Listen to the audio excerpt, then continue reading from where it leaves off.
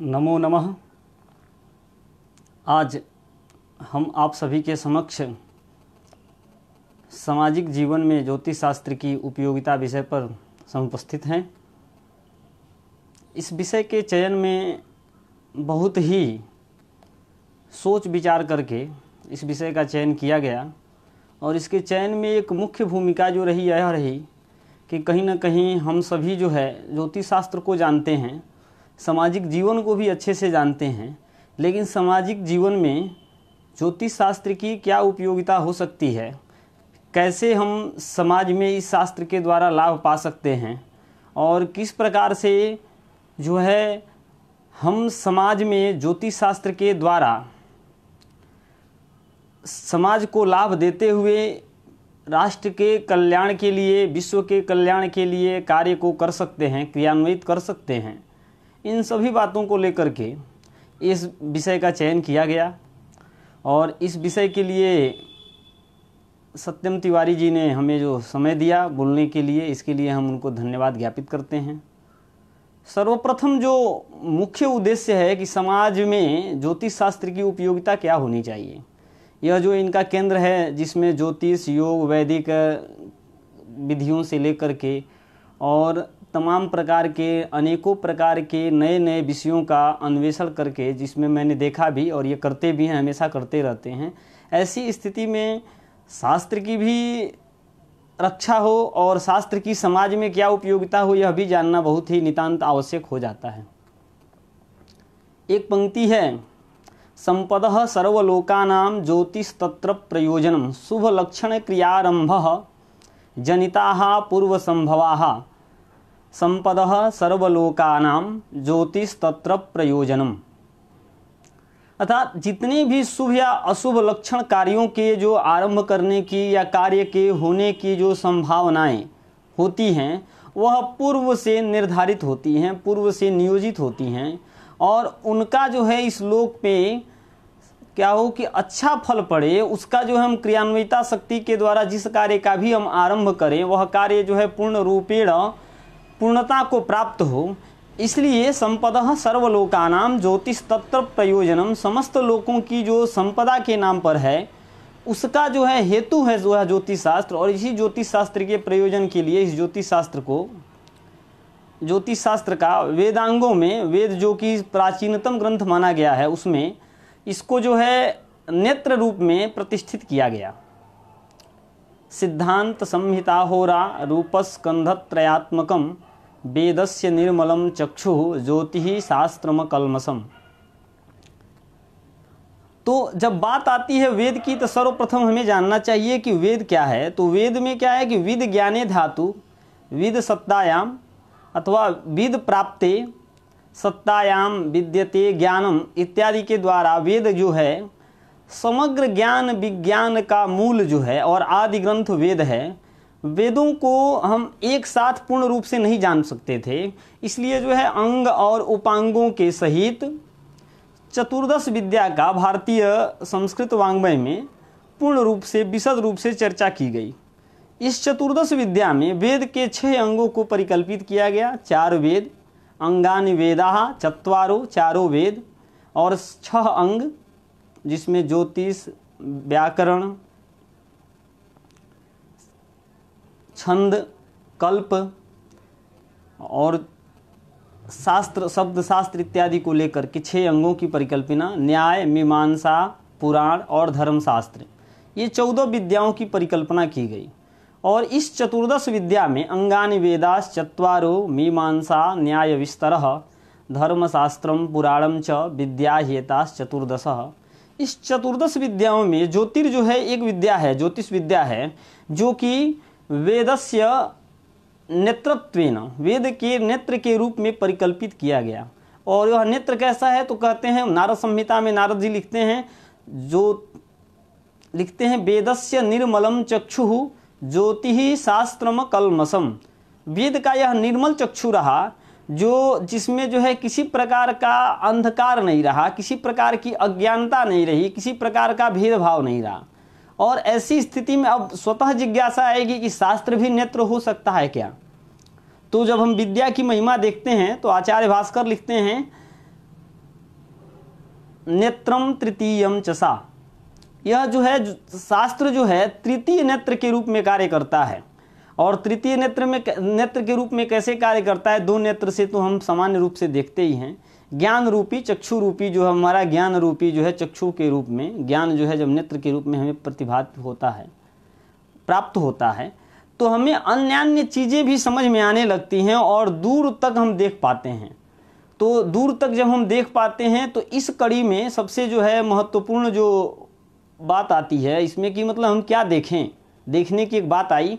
तो जो आरंभ में हमने कहा कि संपदः सर्वलोकानां, सभी लोगों की संपदा को देखी जाए। संपदा क्या है?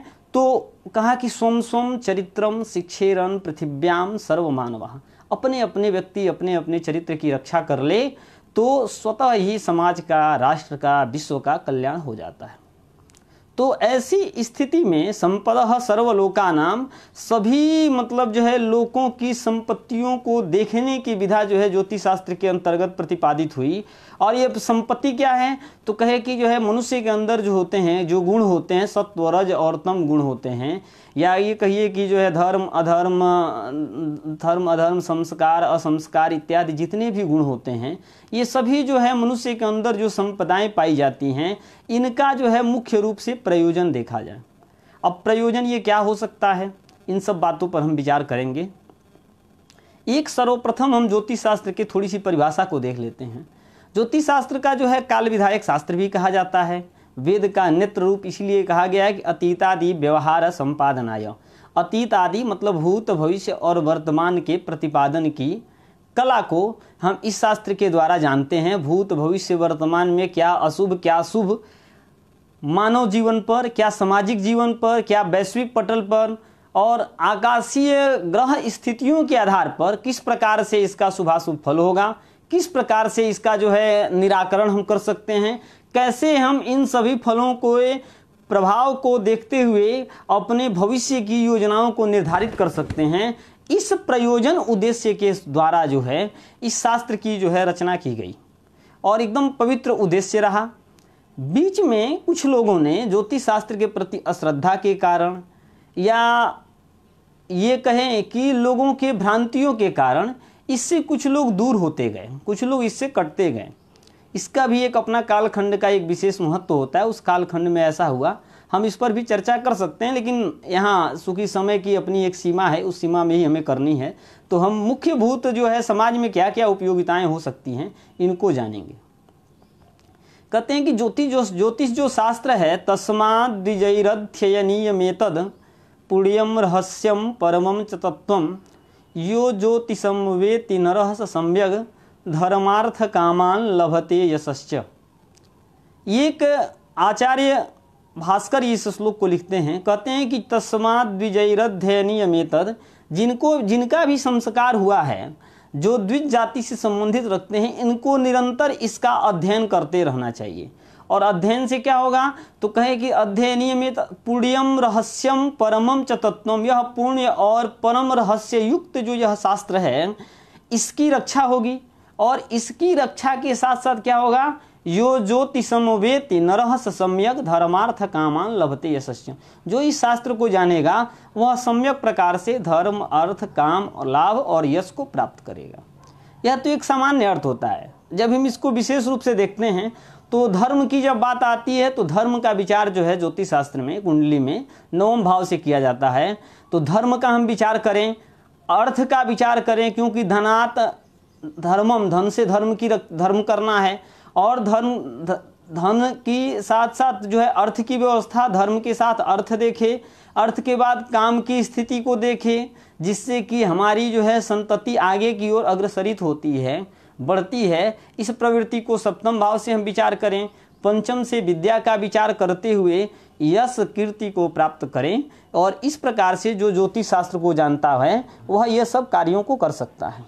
लेकिन ये तो हुआ कि जो जानता है वो कर सकता है, लेकिन जो जानता है वह समाज में कैसे दे सकता है, अर्थात या ये कहिए कि ज्योतिष शास्त्र समाज में कैसे दे सकता है, इस पर जो है चर्चा होनी चाहिए। और मुख्य प्रयोजन यह है भी, देखिए, एक तो सर्वप्रथम विदित होना चाहिए कि कोई भी कार्य जो शास्त्र हो या किसी भी प्रकार की कोई विधा हो, या ये कहें कि कोई भी समाज से जुड़ी हुई वस्तु जो है, जो डायरेक्ट समाज के साथ मिलती है, समाज को देने को प्राप्त होती है, उसमें बहुत सी भ्रांतियाँ स्वतः जुड़ जाती हैं। जैसे साइंस पढ़ा हुआ व्यक्ति है तो साइंस तो उसने पढ़ा, साइंस पढ़ने के बाद से जो है जो ज्ञान मतलब देने की बात आई तो उसने एक मशीन का इजाद किया, मशीन बनाया, मशीन के द्वारा जो है सबको उस सुविधाओं को दिया गया। लेकिन जब हमारे यहाँ शास्त्र में ज्योतिष, योग और आयुर्वेद का इस समय मतलब आप मेडिकल साइंस भी ले सकते हैं वर्तमान में, ये तीनों जो है हम डायरेक्ट मतलब पूर्णतया सामने वाले को, समाज को डायरेक्ट देते हैं, किसी मशीन के द्वारा न दे करके, मतलब जो है व्यक्ति विशेष को या समाज को हम डायरेक्ट देते हैं। और ऐसी स्थिति में इसका एक विकृत रूप भी सामने आ जाता है।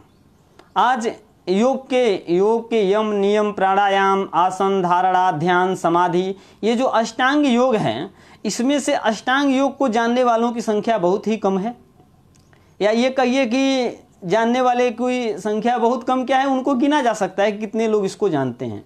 लेकिन हम योग का अर्थ सीधा सीधा समझ लेते हैं कि यम और नियम है, अर्थात सांस लेना सांस छोड़ना ही योग है।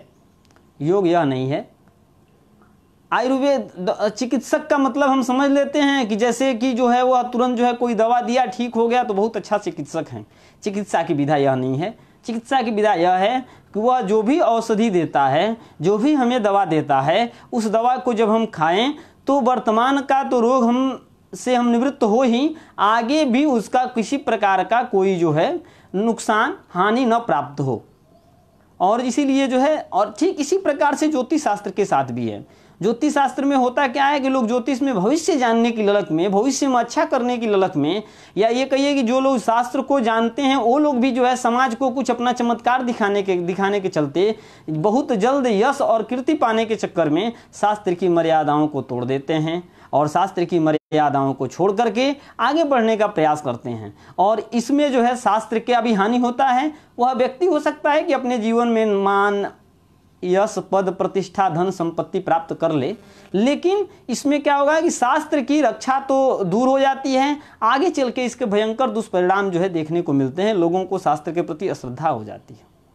योग के द्वारा भी बहुत से लोग ऐसे हैं जो मतलब लाखों करोड़ों का बिजनेस व्यापार कर रहे हैं, लेकिन योग का वास्तविक लक्षण क्या है वह उन्हें नहीं पता है। योगश्चित्त वृत्ति निरोध, जो पतंजलि योग सूत्र में कहा, उसका अर्थ उन्हें नहीं पता है कि योग के द्वारा चित्त वृत्तियों का निरोध करना है। या भगवान श्री कृष्ण ने गीता में कहा समत्वम योग उच्यते, उसकी कोई अवधारणा नहीं है। उस योग के द्वारा श्वास प्रश्वास के द्वारा नाना प्रकार के, अनेक प्रकार के भ्रांतियों को फैला करके अपने व्यापार में बहुत से लोग लगे हुए हैं। हम उन सभी विषयों पर इसलिए चर्चा कर रहे हैं कि समाज में इन शास्त्रों की आवश्यकता क्या है और हम किस रूप में देखना चाह रहे हैं और किस रूप से यह प्रसारित होता जा रहा है। इसलिए जो है इन शास्त्रों की हमें जानकारी होनी चाहिए।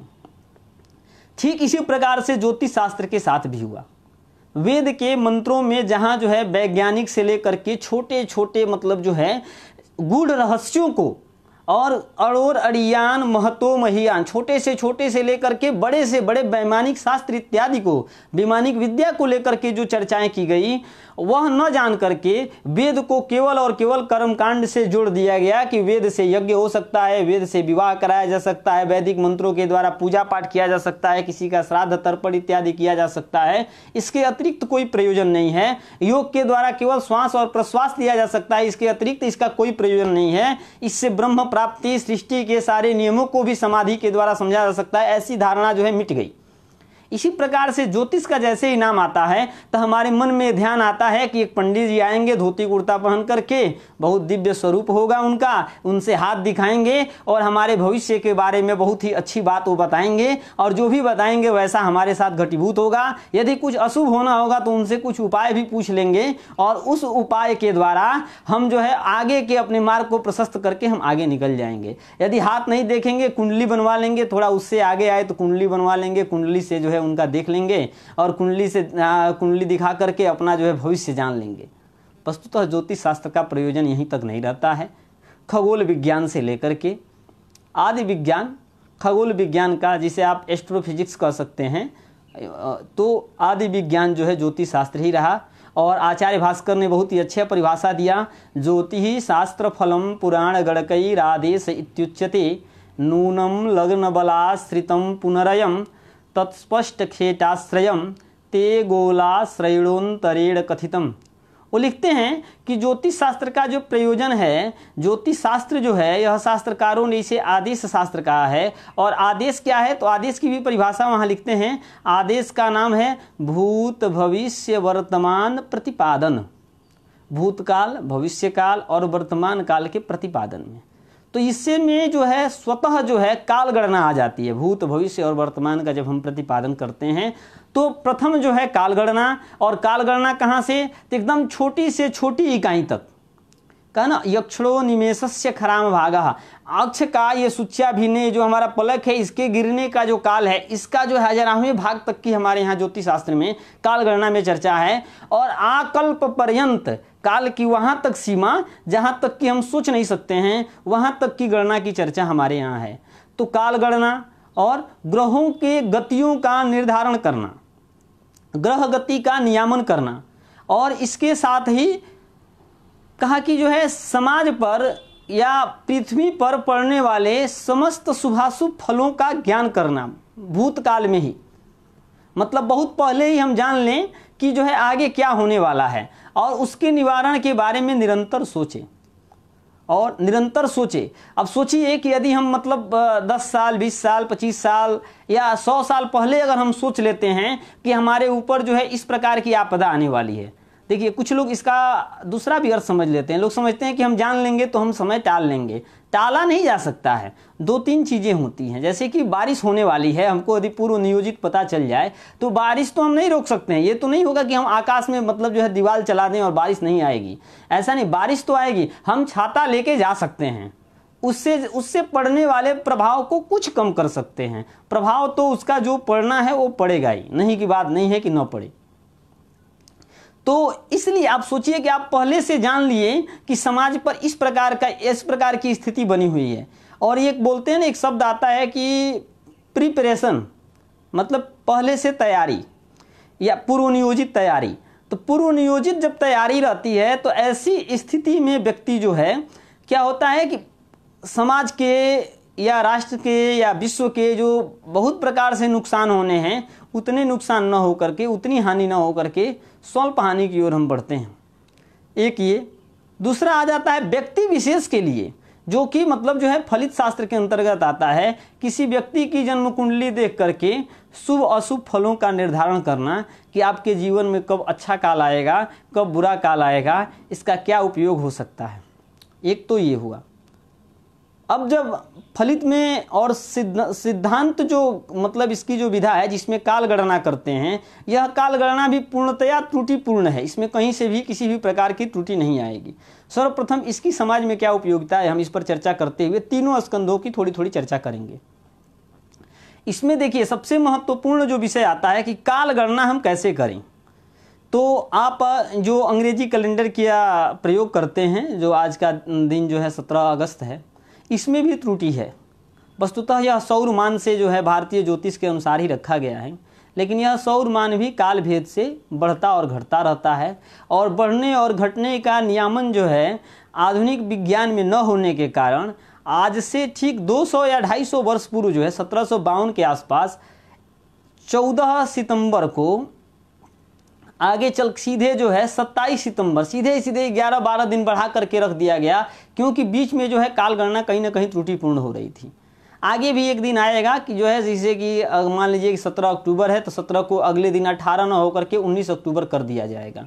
ये इस तरह की बातें होती हैं। लेकिन जब भारतीय ज्योतिष के गणना के अनुसार लेंगे तो अधिमास इत्यादि की परिकल्पना करते हुए यह पूर्णतया त्रुटिपूर्ण हो जाता है। और इसीलिए जो है सौरमान को मतलब शुद्ध से शुद्ध किया जाए, इसके लिए आचार्य भास्कर ने प्रत्यब्द शुद्धि नामक एक अधिकार भी लिखा, एक अध्याय भी लिखा, जिसमें जो है अब्दे शुद्धि प्रत्यब्द शुद्धि, मतलब प्रति वर्ष में जो अशुद्धि रह जाती है उसको भी शुद्ध कर लिया जाए कि आगे चल करके कोई हमें बहुत अंतर न पड़े, हम अपने दिनांकों के साथ छेड़छाड़ न करना पड़े, हमें अपने तारीखों के साथ जो है आगे पीछे न बढ़ना पड़े। इसका विचार उन्होंने बहुत अच्छे से किया है। तो एक काल गणना का हो जाता है। दूसरा ग्रहों की स्थितियों के बारे में हम चर्चा करते हैं। आप लोग बहुत लोग जानते भी होंगे। सभी ग्रहों की न चर्चा करते हुए हम एक वैज्ञानिक रूप से समाज में उपयोगिता को दिखाते हुए शनि के बारे में थोड़ी सी चर्चा करते हैं। एक हमारे यहाँ वेदों में मंत्र है, सहस्र शीरेखा पुरुषः सहस्राक्षः सहस्रपात सभूमिगुं सर्वतस्पृत्वा त्यतिष्ठत असांगुलम्। यह मंत्र कहता है कि सहस्र योजन दूर तक सूर्य की किरणें जो हैं प्रसरित होती हैं। अब एक तो बात आप सभी जानते होंगे कि प्रकाश का जहाँ तक संचरण होता है वहाँ तक जो है उजाला दिखाई देता है, और प्रकाश की सीमा जहाँ समाप्त होती है वहाँ अंधकार प्रसरित मार्ग में प्राप्त होता है। तो 1000 योजन दूरी पर सूर्य की किरणों का प्रभाव नष्ट होता है, और नष्ट होने पर पीछे अंधकार रूपी जो है पूर्ण रूप से बहुत बड़ा अंधकार का एक जो है पट्टी दिखाई देता है। और ठीक उस अंधकार से के बॉर्डर पे और प्रकाश, अंधकार और प्रकाश जहाँ मिलते हैं वहाँ के बॉर्डर पे शनि ग्रह की स्थिति होती है। तो सूर्य से उत्पन्न ऐसा लगता है ना कि शनि की ही छाया पीछे उत्पन्न हो गई है। शनि ने अवरोधक रूप में प्रकाश को रोक लिया है, इसलिए शनि की ही छाया पीछे उत्पन्न हो गई है। और छाया उत्पन्न कैसे होती है? तो छाया सूर्य के प्रकाश के अवरोध से ही उत्पन्न होती है। सूर्य प्रकाशा अवरोधत्वेन छाया उत्पद्यते। सूर्य के प्रकाश के अवरोध के कारण जो छाया उत्पन्न होती है। तो सूर्य की एक पत्नी का नाम पौराणिक कथाओं में आप देखिए तो छाया प्राप्त होता है, और इसलिए लिखा कि छाया मार्तंड संभूतम तम नमामि शनैश्चरम। छाया और मार्तंड के द्वारा अर्थात छाया और सूर्य के द्वारा संभूत हुआ, हमें प्राप्त हुआ, हमें दिखाई दिया, इसलिए हम उसको शनि कहते हैं। शनि को जो है छाया पुत्र कहा जाता है। छाया मार्तंड संभूतम तम नमामि शनैश्चरम। और दूसरा अर्थ देखिए, शनैश्चर नाम में ही इसका अर्थ भी छिपा हुआ है। क्योंकि होता क्या है ना कि हम पृथ्वी पर बैठे हुए हैं, पृथ्वी के सापेक्ष हमें सभी ग्रहों की गणना करनी है। तो सबसे अधिक दूरी पर शनि स्थित है, और शनि अत्यधिक दूर होने के कारण जो वह परिक्रमा करता है तो उस परिक्रमा में उसको जो है बहुत समय लग जाते हैं। तो हमको बहुत दूर होने के कारण उसकी कक्षा जो है योजनात्मिका गति तो वह भी उतना ही चलता है जितना कि चंद्रमा चलता है। लेकिन वृत्त के छोटे होने के कारण कक्षात्मिका जो उन लोगों की गति है, वृत्तात्मिका, एक वृत्त में सर्किल में जो घूमने की एक विधि है, उस विधि में वह जो है अंशादि मान में मतलब डिग्री में बहुत कम चलता है। और शनै ही चरति मतलब बहुत धीरे चलने के कारण उसको जो है शनैश्चर नाम से उद्घोषित किया गया। शनै ही चरति इति शनैश्चरः, अर्थात धीरे धीरे चलने के कारण उसका नाम पड़ा शनैश्चर। एक तो ये बात आती है। अब हम आ जाते हैं संहिता में। संहिता में किसी स्थान विशेष पर, किसी देश विशेष पर या किसी वस्तु विशेष पर पड़ने वाले प्रभाव, जिसका जो है हमारे सामाजिक जीवन में उसका जो है कहीं ना कहीं दुष्प्रभाव पड़ता है। एक सामान्य उदाहरण इसकी हम ग्रहण की लेते हैं। ग्रहण जो होता है उसका जो है स्थान विशेष पर प्रभाव पड़ता है, या राशि विशेष पर, एक राशि विशेष पर सभी राशि मतलब एक राशि विशेष पर जैसे मेष राशि हो जाए, मीन राशि हो जाए या धनु राशि हो जाए, तो उस राशि विशेष पर 6 महीने तक षडमासम ग्रहभिन्नभम, ग्रह से जिस पर ग्रहण होता है उसका जो उस पर जो है 6 महीने तक जो है शुभाशुभ फल जो है उस पर पड़ता है। और उसी फल के आधार पर जो है हम ग्रहण की जो है ग्रहण के शुभाशुभत्व फल का निर्धारण करते हैं। या उल्कापात हो जाए किसी नक्षत्र पे, कभी आकाशीय पिंडों की टूटने की, क्षुद्र ग्रहों के टूटने की स्थिति, इंद्रधनुष इत्यादि बनने की स्थिति, इसका भी समाज पर क्या इसका दुष्प्रभाव पड़ेगा। भौम उत्पात, दिव्य उत्पात, अंतरिक्ष उत्पात, भूमि पर पड़ने वाले उत्पात, देखिए छोटी छोटी चीज़ें हैं जिन पर हम अक्सर कभी कभी नज़रअंदाज कर देते हैं। जैसे कहते हैं ना कि बिल्ली ने रास्ता काटा तो जो है हम मतलब बिल्ली तेजी में थी इसलिए निकल गई, इसलिए हमको जो है ऐसा नहीं, हमेशा नहीं। ये छोटी छोटी चीज़ें हैं जिन पर हमको ध्यान देना है। शकुन शास्त्र की विद्या में देखेंगे तो बराहमिहिर लिखते हैं उन्मत्ता नाम चया गाथा। जैसे कोई पागल रहता है ना, कभी कभी आता है कुछ ऐसा शब्द बोल करके चला जाता है, हमेशा कुछ ना कुछ बोलता रहता है जिसके वाक्यों का हम अर्थ नहीं समझ पाते हैं। लेकिन कभी कभी हम किसी कार्य विशेष के लिए निकल रहे हैं और वह आकर के कुछ ऐसे शब्द को बोला जो मतलब अशुभ को सूचित कर रहा है, अशुभ को द्योतित कर रहा है, तो ऐसी स्थिति में उसके बातों का ध्यान देना। उन्मत्ता नाम चया गाथा शिशुराम यच्च भाषितम, छोटा बालक है, कुछ ऐसा अचानक अटपटा सा, वो कभी बोला नहीं, कुछ अटपटा सा बोल दिया, उसका कुछ अर्थ निकलता है। और स्त्रिया यत्र प्रभासन्ते, कहीं आप निकल रहे हैं किसी कार्य विशेष को करने की मन में सोच रहे हैं, तब तक स्त्री कुछ बोल दी, आपकी पत्नी जो है आई वहाँ कुछ बोल दी जिसका कोई प्रयोजन नहीं है, जो इस बात को नहीं जानती, लेकिन कुछ ऐसा बोल दी जिसका शुभ या अशुभ कुछ दिखाई दे रहा है। तो नास्ति तेषां व्यतिक्रमः, उनका व्यतिक्रम नहीं करना चाहिए। उनके बातों को ध्यान में रखते हुए हम इन सब चीज़ों से बचना चाहिए, उन कार्यों को आरंभ नहीं करना चाहिए। अब जो है मुख्य जो है ये तो मतलब जो है देश विशेष, स्थान विशेष, काल विशेष पर जो है वह चर्चाएं रहीं। मुख्य जो है व्यक्ति विशेष की जब हम चर्चा करते हैं तो व्यक्ति विशेष की चर्चा जो है हम जन्मांक चक्र से स्थापित करते हैं। व्यक्ति जब जन्म लेता है तो जन्म लेते समय ग्रहों की कुछ स्थितियां रहती हैं और उन्हीं ग्रहों की स्थितियों के आधार पर आकाशीय पिंडों के आधार पर शुभ या अशुभ फल का निर्धारण जो है जातक के पूरे जीवन में होता है।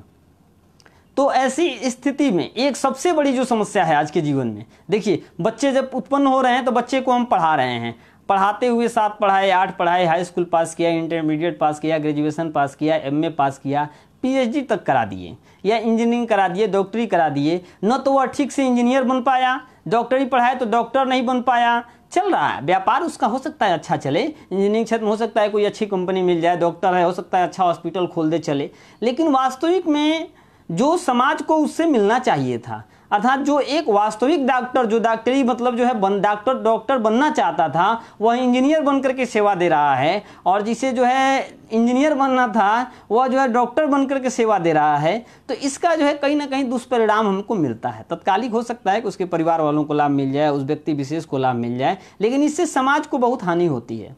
ऐसी स्थिति में जातक जब उत्पन्न हो तो उसका हम विधिवत विचार करें कि यह जातक जो है किस क्षेत्र में जा सकता है, इसकी आजीविका की पृष्ठभूमि क्या हो सकती है, यह किस विषय को पढ़े जिस विषय से जो है इसको जो है शास्त्र का मतलब जो है जिस विधा में ये जाए तो जो है समाज के साथ साथ अपने लिए, समाज के लिए, राष्ट्र के लिए, अपनी नैतिक मूल्यों के उत्थान के साथ साथ आगे बढ़ सके। तो इसके लिए सर्वप्रथम जो है हमें विचार करना चाहिए इन सभी बातों पर।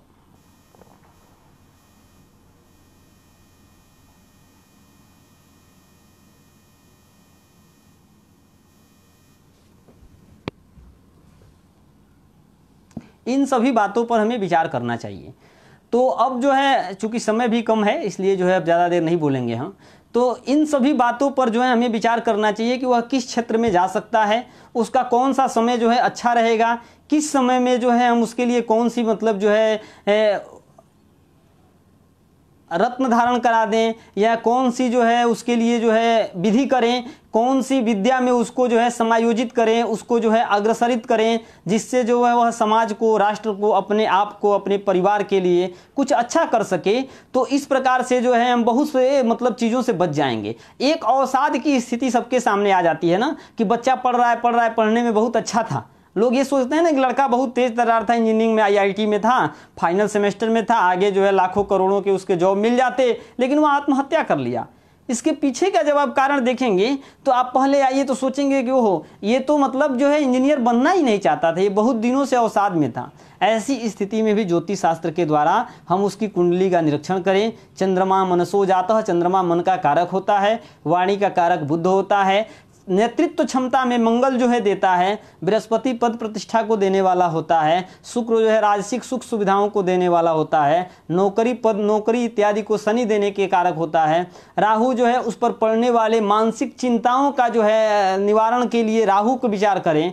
केतु का भी जो है तत्जन्य जो है उसके कर्तव्य अकर्तव्य क्या करना चाहता है, क्या नहीं करना चाहता है, इन सभी बातों को उसमें ध्यान दें। और इन सभी बातों को ध्यान में देते हुए जैसे ही हमारे यहाँ कोई तो इससे जो है हम समाज को कल्याण कर सकते हैं, समाज के हित में हम जो है अपने परिवार के साथ साथ समाज का भी उत्थान कर सकते हैं। और इस प्रकार से जो इसीलिए लिखा आरंभ में ही शुभ लक्षण क्रियारंभ जनिता पूर्व संभवा संपद सर्वलोकानां ज्योतिष तत्र प्रयोजनम। तो और ज्योतिष शास्त्र जो है सभी लोगों की संपदा को रक्षा के लिए और शुभ लक्षण क्रियारंभ के आरंभ को जानने के लिए ज्योतिष शास्त्र का प्रयोजन है। इस प्रकार से हम शास्त्रों की मर्यादा को भी स्थापित रखें। अच्छा, कुछ लोग ऐसे भी होते हैं बिना पूछे ही मतलब मुहूर्त बताने के लिए कूद पड़ते हैं कि बहुत ही अच्छा मुहूर्त है, इसमें आप ये कार्य कर लीजिए। यह भी शास्त्र विधि में वर्जित है। और बिना पूछे ही किसी के यहाँ गए, उसके लड़के की कुंडली आप देखने लगे, उसको बताने लगे कि आपके साथ ये फल घटीभूत होगा, इसलिए जो है आप ऐसा कर, ऐसा कर लीजिए, ये भी शास्त्रगत निषेध है। तो ऐसा न करें। और मतलब जो व्यक्ति है शास्त्र के प्रति निष्ठा रखे, शास्त्र के प्रति उसकी श्रद्धा हो। श्रद्धावान लभते ज्ञानम, श्रद्धावान व्यक्ति ही ज्ञान को प्राप्त करता है। वैसे व्यक्ति को ही शास्त्र का लाभ मिलता है। ये तो हमारे यहाँ लिखा है कि स्यात् धर्मिष्ठ सुशील पथ्य सुभुजाम न स्याद् इदम पापिनाम। पापियों के लिए इसका कोई दुष्प्रभाव या दुष्प्रभाव नहीं होता है, और जो करना होता है वो करते रहते हैं। इसलिए इन सभी बातों पर ध्यान न दे करके ज्योतिष शास्त्र की समाज में क्या उपयोगिता हो सकती है, विद्या क्षेत्र में हम कहाँ लड़के को नियोजित करें, समाज में उसको कहाँ रखें, उसके जो है देखिए, एक जो है ना सबसे बड़ी बात एक और आ रही है आजकल जो है, एक जो है अवसाद की तो स्थिति है ही है, दूसरे जो ये नाना प्रकार के जो है घृणित कार्य हो जा रहे हैं, कुकर्म हो जा रहे हैं, दुष्कर्म हो जा रहे हैं, बलात्कार इत्यादि तक हो जा रहे हैं। इसमें भी ज्योतिष शास्त्र बहुत हद तक सहायता कर सकता है इसमें रोकने के लिए। हम बालक के जन्म कुंडलियों का निरीक्षण करें। हम कहते हैं ना कि जो है कि समाज की रक्षा करनी है, लड़कियों को जो है अपनी जो है वो करनी है, मतलब जो है अपने चरित्र की रक्षा करनी है, तो लड़कियों के साथ साथ हम बच्चों को भी यह शिक्षा दें। तो इस शिक्षा में उसके भी कुंडलियों का निरीक्षण करें कि लड़के के साथ कोई मानसिक विकृति तो नहीं हो रही है, किसी प्रकार की इस प्रकार की कोई जो है मन में जो है इस प्रकार की कोई स्थिति तो नहीं बन रही है, उसका कुछ हम निवारण करें, उसके प्रति कुछ संस्कारों को, कर्तव्य बोधों को, दायित्व बोधों को दिखाएं। तो इस प्रकार से ज्योतिष शास्त्र के द्वारा हम समाज का कल्याण कर सकते हैं। और इसी के साथ जो है मैं आज आप सभी के समक्ष अपनी वाणी को विराम देता हूँ। जय तु भारतम, जय तु ज्योतिषम, जय तु संस्कृतम।